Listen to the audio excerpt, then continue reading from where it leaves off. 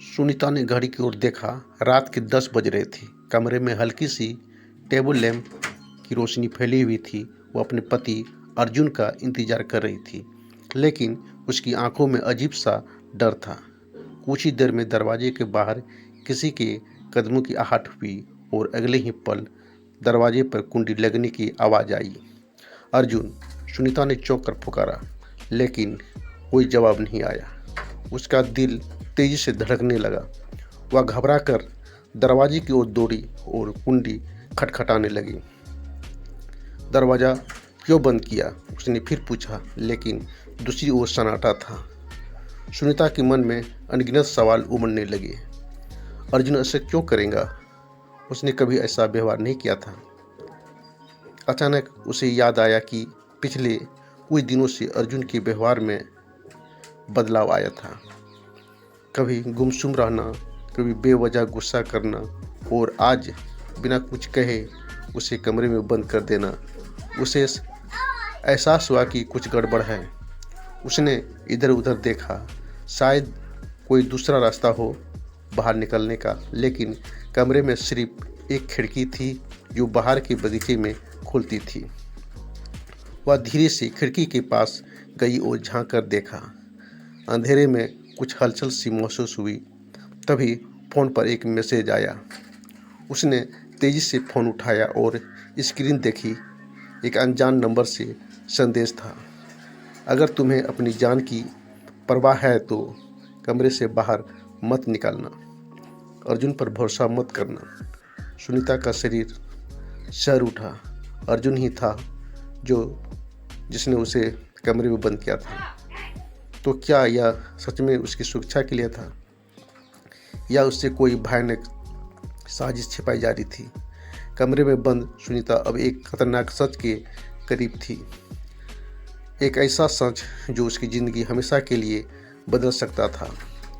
सुनीता की उंगलियां कांप रही थी। वह फिर से दरवाजे की कुंडी को जोर से खटखटाने लगी, लेकिन बाहर से कोई आवाज़ नहीं आई। अर्जुन आखिरकार कहाँ गया और यह रहस्यमय संदेश किसने भेजा? उसका मन सवालों से भर गया। उसने तुरंत उस अनजान नंबर पर कॉल मिलाया, लेकिन नेटवर्क नहीं था। जैसे किसी ने जानबूझकर सिग्नल को बाधित कर दिया हो। कुछ मिनट बाद अचानक बाहर से धीमे धीमे कदमों की आहट फिर से सुनाई दी। सुनीता का दिल जोर से धड़कने लगा। दरवाजे के पास आकर उसने कान लगा। फिर किसी ने कुंडी खोली। वह अर्जुन था, लेकिन उसका चेहरा उतरा हुआ था और आंखों में एक अजीब सा तनाव था। तुमने मुझे बंद क्यों किया? सुनीता ने घबराकर पूछा। अर्जुन ने एक लंबी सांस ली और फुसफुसाकर कहा, मैं तुम्हारी सुरक्षा के लिए ऐसा कर रहा हूँ। सुरक्षा? किससे? तुम्हें नहीं पता? सुनीता, कोई हमें मारना चाहता है। सुनीता सन्न रह गई।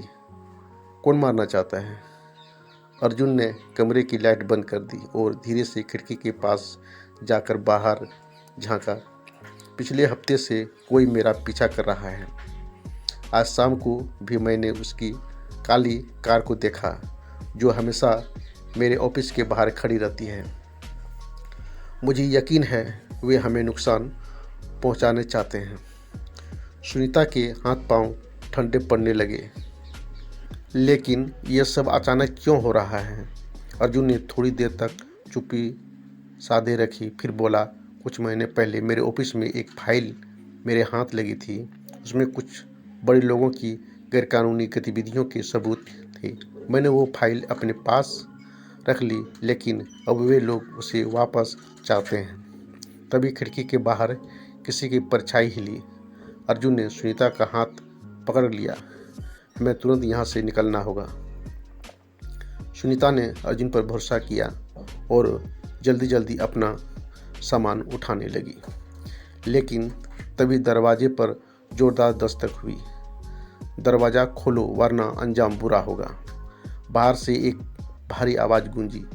अर्जुन ने सुनीता की ओर देखा।